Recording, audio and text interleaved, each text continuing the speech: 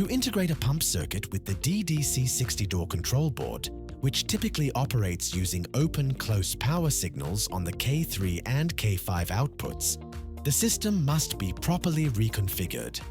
Begin by connecting the pump wires to the COM and close terminals on the board.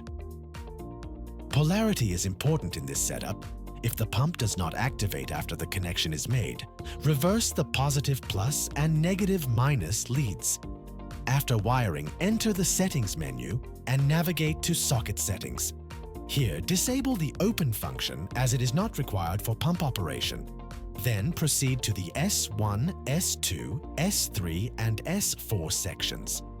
In these menus, change the input configurations as follows. Set I1, close door to None, not connected, and I2, open door to None, not connected. These values can be adjusted using the up arrow key to toggle between available options.